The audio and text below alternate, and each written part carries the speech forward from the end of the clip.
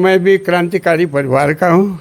ये तो सर विदित है। आप जो ये कैमरामैन है, हाँ, ये जो कैमरामैन है तो इसने जो है ये में भी किया और ये पांचों बाग को संभाल रहा। छठा बाग जो है ऊपर हिल टॉप जो है Madhuban apple orchard and potato farm, जहाँ मेरे 9,000 पेड़ लगे। राजस्थान में भी ये माता ही जो थी हमारी इष्ट देवी थी। ये मेरा गला भरा है। प्रथमम शैलपुत्रिश्च द्वितीय ब्रह्मचारिणी तृतीय चंद्रघंटे कुसुमांडे। सुबह उठने के बाद आदि घुमाई तो इनकी घर पे ही हो जाती होगी, क्या कहते हैं? आदि घुमाई तो बहुत बड़ा कैंपस है। हेलो दोस्तों, नमस्कार। मैं आपका एमएस बोरा। तो गाइज़, आज है हम नई जगह नई लोकेशन में और मैं इस समय कुमारकोट में हूं, जो उत्तराखंड के उत्तरकाशी ज़िले के पुरोला तहसील में पड़ता है।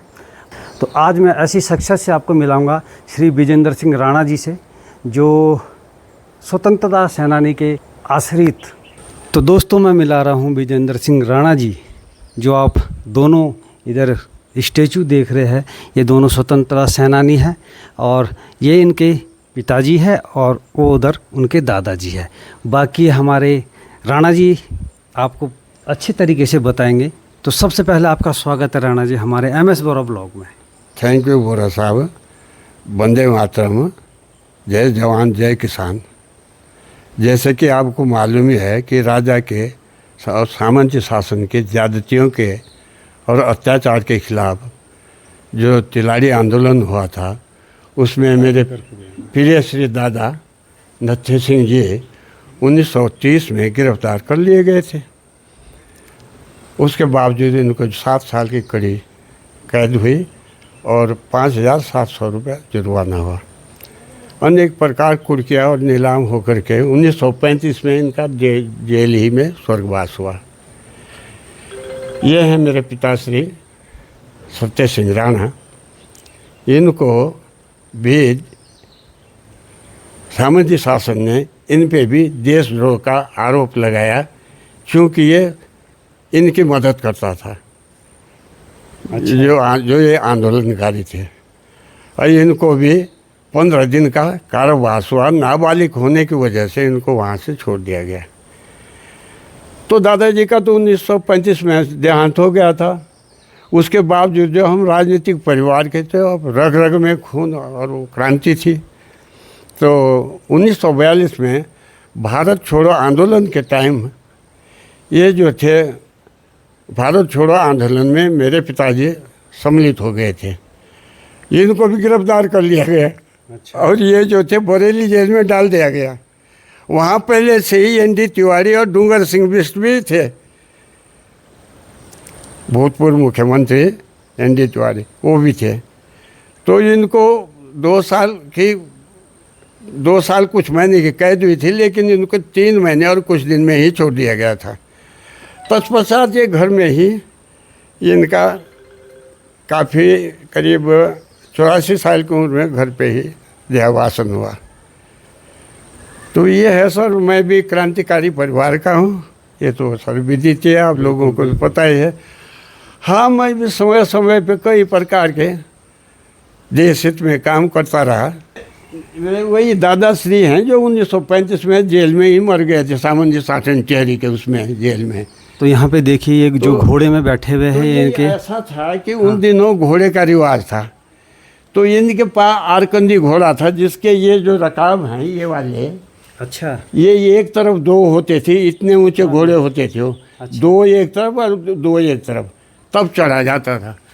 तो हम तब वहाँ रहते थे, ग्राम डोखरी जो ऊपर उस हिल पे दिखाई दे रहा है, वहाँ रहते थे हम। तब घोड़े के लिए अलग बनाए हुए थे, क्योंकि तब तो छोटे दरवाजे होते थे, अलग ही जो था घोड़े के लिए बना हुआ था। तो ये दादाश्री जो जब टिहरी जाते तो वहाँ से 64 मील टिहरी पड़ता था। तो ये अपना घोड़े पे चढ़ कर के सूर्योदय पे और शाम को टिहरी पहुँच जाते थे। तो दोस्तों, हमारे राणा जी सुबह और बाग को घूमने के बाद, जब अपनी योगा करने के बाद, उसके बाद नहा धो के आते हैं, तो इसी मंदिर में, कौन सा मंदिर है ये, कौन सी देवी? ये माँ भीमा काली का है। अच्छा। हम जो है हिमाचल प्रदेश से हमारे बुजुर्ग यहाँ आए। राजस्थान से तो हिमाचल प्रदेश आए। Throat state. तो थ्रोट राजस्थान में भी ये माता ही जो थी हमारी इष्ट देवी थी। यह मेरा गला भरा है।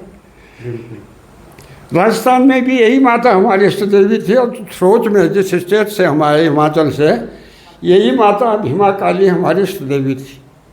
प्रथमम शैलपुत्रिश्च, द्वितीय ब्रह्मचारिणी, तृतीय चंद्रघंटेति, कुसुमांडे चतुर्थम पंचमम स्कंदमातेति, षष्ठम कात्यायनी च, सप्तम कालरात्रि महागौरी चाष्टमम, नवमम सिद्धदात्री, नव दुर्गा परिकीर्तिका। यहाँ से शुरू करता हूँ मैं कवच पाठ।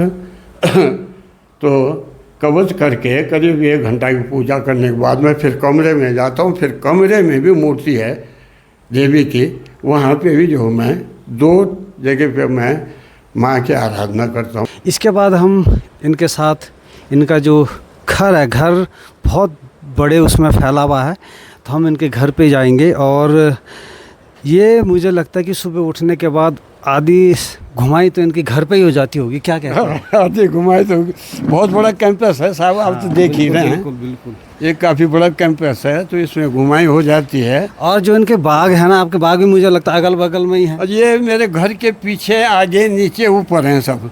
ये 5 बागान जो मेरे हैं, अच्छा, ये उसके रूट स्टार पे आधारित जो बागान है, जो सेब की पौध जो एक ही साल में फल दे और देती मैंने है। ये भी सुना कि अगर जो यहाँ पे बाग लगे हैं ना, उसका उद्घाटन मतलब उस क्षेत्र में भी आप ही ने करा, सबसे पहले यहीं पे लगे हैं। हाँ, ऐसा है क्या? हाँ, ये ऐसा है साहब। ये मैंने ये जो नीदरलैंड वाली एक कंपनी है, अच्छा, इंडो डच, तो इंडो डच कंपनी को मैंने यहाँ बुलाया। अच्छा, और जब मैंने सुना कि कुछ ऐसे सेब के प्लांट्स हैं जो एक ही वर्ष में फल दे देते हैं, तो कन्फर्म करने के लिए मैंने उनको यहाँ बुलाया। अच्छा, और यहाँ बुला के, ये जो मेरा घर के आगे वाला बाग है, 1917 में उन्होंने इसको डेमो सेंटर के रूप में तैयार किया। स्थापित किया। और जब 1 साल बाद यहाँ फल आने लगे, तो कंपनी ने अपने मोबाइल वैन द्वारा खूब प्रचार प्रसार किया 4 जिलों में।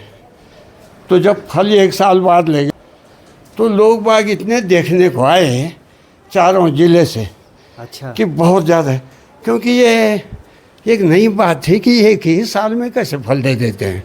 वो उस संबंध में, उसी को मद्देनज़र रखते हुए माननीय धामी जी ने मुझे पुरस्कृत किया, और उसके बाद अवार्ड भी दिया। तो दोस्तों मैं एक चीज़ और बताऊं आपको, इनके 6 बगीचे हैं जी, 6 तो यहाँ है, यहीं पे है। और जो ऊपर इनके बगीचे, जो ऊपर पहाड़ी दिख रही है, जो आपको बादल नज़र आ रहे हैं गाइज, वहाँ पे भी इनका बहुत बड़ा बगीचा है। वहाँ पे कितने पेड़ लगा रखे? हिल टॉप है सर। अच्छा, और डोखरी गांव है ऊपर। वहाँ पे कितने तो पेड़ हैं? डोखरी गांव मध्य जो है, वो हिल टॉप वाला जो बगीचा है, मुरातरा वाला बगीचा, वो है मेरा 660 नाली का, अच्छा, यानी 30 एकड़। 30 एकड़। तो दोस्तों मैं एक चीज़ बताऊं आपको कि आपने इनकी ज़ुबानी, इनकी कहानी सुनी, और ऐसा नहीं है कि इन्होंने क्षेत्र हित में काम नहीं करेंगे, बहुत काम इन्होंने अपने जवानी में भी करे और बहुत पदों में भी ये रहे। उसके बाद जो ये एप्पल आया, रूट स्टॉक, छोटे दानों का, और कम समय में पैदाइश हो जाती, नहीं बड़े दाने कम समय में हो जाता है। 1 साल 2 साल में वो फल देना, नहीं, 1 साल में। तो वो जो यहाँ पर लगाया है वो इन्हीं की देन है, ये मेरी देन है सर, इन्हीं की देन है। तो आप, एक चीज़ मैं आपसे पूछूंगा, आप युवाओं के लिए क्या कहना चाहते हो? मैं तो युवाओं को ये कहता हूँ कि हिमाचल की भांति पड़ोसी प्रदेश हिमाचल को देखें, तो हिमाचल में जो है सर्विस कम लोग करते हैं। वो सारा एप्पल का काम करते हैं, साग सब्जी, एप्पल, दूसरा तीसरा सारा काम करते हैं। तो वो आज संपन्न है पूरा। नहीं, एक चीज़ और, जो यहाँ के लोग डर रहे हैं अपने कि यार हम लगाएंगे कहीं घाटा हो गया, या पेड़ ज़्यादा दिनों तक सक्सेस नहीं है, ऐसा कुछ? ऐसा कुछ नहीं है। मैं सारे काश्तकार जितने हैं, 9700 कुछ वो बगीचा लग चुके हैं 4 जिलों में इनके, सब आज खुश हैं। गवर्नमेंट कहती थी कि हम 2 साल में दुगनी इनकम करेंगे, लेकिन यहाँ तो 2 साल में 8 गुनी और 9 गुनी इनकम हो रही है ना। जिस खेत से हम ज़्यादा से ज़्यादा 30,000 का धान का उत्पादन करते थे, बेचते थे, और 30,000 रुपये भी पल्ले नहीं पड़ता था उस खेत में, क्योंकि मेहनत भी तो काटनी है। अच्छा, तो उस खेत में आप ये समझो कि 1.5 और 2 लाख कैसे हो जाते हैं। तो मतलब आप युवाओं को कहोगे कि आप भी अपने बागवान की तरफ बढ़ो और ये एप्पल लगाओ। एप्पल के साथ साथ और वैरायटियां आती जैसा है, हाँ, आरू है, पुल्लम है, उनकी तरफ भी ज़्यादा ध्यान देना जरूरी है। बहुत जरूरी है। उसकी मार्केट अलग है। वो है क्या नाम, वो दवाई के काम कीवी है, और कीवी पे भी गवर्नमेंट सब्सिडी दे रही है, और सेब पे भी दे रही है, और सेब पे एप्पल मिशन योजना के अंतर्गत न सारा हमने करा। हम इसी बात पे श्रेय जाता है जो डेमो सेंटर था हमारा यहाँ।